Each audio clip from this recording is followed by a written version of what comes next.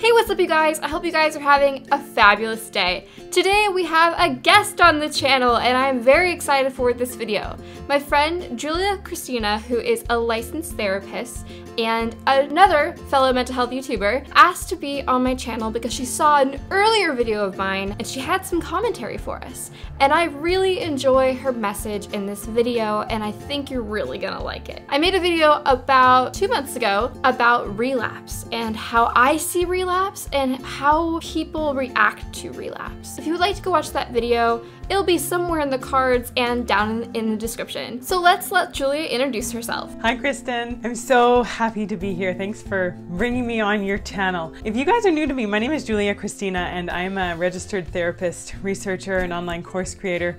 And my thing is helping people get through the crap that is holding them back so they can like themselves, so that we can all like ourselves, because we all have crap in our lives. Some of us more than others at different times, but the truth is we all have stuff that we're struggling with. And so that's what I help people with. I really specialize in helping people with things like anxiety and depression and self-doubt and perfectionism and all of those things. I have a few questions for Julia about relapse in general in regards to anxiety and depression. So my first question for Julia is it normal for us to feel scared that our depression and then our anxiety will come back even after we've gotten help, after we've worked through it, or if we're in therapy? So yes, this is a question that I get a lot as a therapist in my private practice, and I have people bring this issue up a lot of the time. You know, what happens if I go to all this work and I do all this work and I get help and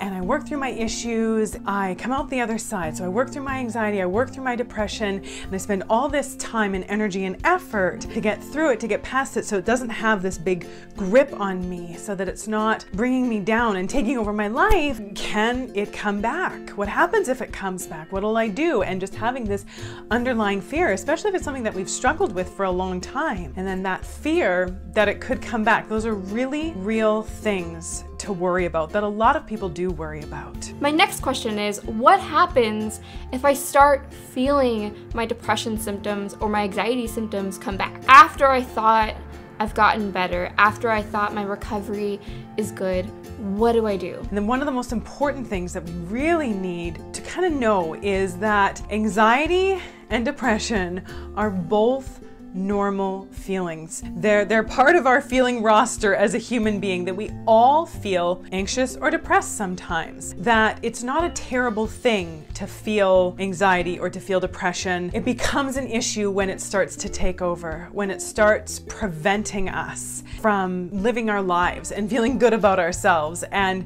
having the life that we want. When anxiety and depression come in, they prevent us, they take over, they become a problem. But just feeling those feelings sometimes is normal, that we all do. The goal of going to therapy, or the goal of getting help, or the goal of healing or recovering is not to never feel our feelings, or at least the negative ones. It's not to never feel those feelings again. And I think sometimes we forget that. We think that the goal is to only ever feel the good feeling, but that's just not realistic. That's just not what it means to be human, and it's not possible. And I think we'd find it pretty boring if everything was wonderful and good all the time. We sometimes need a little bit of variety, a little bit of up and down, but not so much so that it's taking over, that it's holding us back. Well, after you said that, how do I keep my symptoms from coming back again? So yeah, how can I keep it from taking over again? And I want to give you a little bit of an analogy that might help with this one. So let's say when you're in the throngs of your anxiety or depression or whatever it is that you're really struggling with, you're right in the thick of it. This is before you were working through it, before you went to therapy, before you got help, before you healed from it. The anxiety or the depression were driving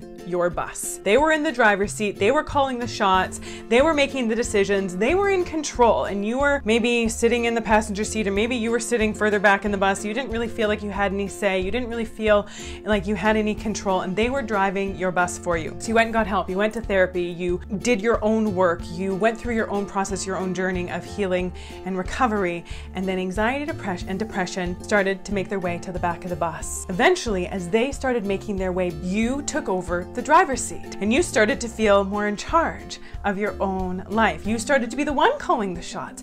You started to feel more empowered, more confident, more comfortable. But the thing is that anxiety and depression, they went to the back of the bus, and maybe they're sitting in the back row seat, but they are still there because all of our emotions are always present in us. All of our emotions, we still have the capacity to feel any emotion and every emotion in different situations and different circumstances. So our emotions are all there. The goal is to not get them off the bus so that we never feel those feelings again, because that's just not possible to never feel feelings. So they're in the back of our bus and we're driving along. All of a sudden you start to notice them creeping up a little bit. Maybe something happened. Maybe you're feeling vulnerable. Maybe you got hurt or rejected, or maybe you're just really overtired, or you're really overwhelmed, that maybe your coping resources have been depleted. And here comes anxiety and depression trying to creep up again to the front of the bus. So then what do? We look back and we see them coming and we freak out. Oh no, they can't come back. What does this mean? What does this say? What's gonna happen? How am I gonna handle it? Everything's gonna be terrible again. And we get ourselves all worked up, which is kind of this open invitation for them to just waltz their way on back up to the front of the bus. And in essence, we're kind of making them or inviting them to come forward because we're freaking out. We're feeling weak and we're feeling like, well, I'm not gonna be able to do anything about this. And we're giving them power again. We're not trusting ourselves. We're not believing in the fact that we can get through this, that we can deal with this, that we can handle them, that we can allow them to be present, that we can allow them to come up without them fully taking over. I really like that imagery that you painted for us. And so my last question is, how do I get my depression and anxiety out of the driver's seat? I don't want them there. I'm a good driver of my own. I am capable. I have my driver's license. How do I get them to the back of the bus again? We acknowledge them. We look in our rearview mirror, or maybe we turn right around and we say, I see you. I see you coming up, and I see that you're trying to wreak a little havoc in my life. But maybe it's understandable that you're coming up again, and maybe we need to say this to ourselves. It's understandable that anxiety or depression are coming up again, because if I really take a second and ask myself what's going on, maybe I just got hurt, maybe I just got rejected, maybe I just went through a big disappointment, like those things I was talking about. Maybe it's understandable that these feelings are coming up again, and acknowledging them and understanding that it's normal to start to feel this way a little bit is what's going to be the thing that prevents them from taking over, because we're not fighting them, we're not fearing them, we're not getting all worked up about it. We're acknowledging them and we're saying, okay, here you are. This obviously means that there's some areas in my life that I haven't been keeping a good handle on, that I haven't been paying attention to.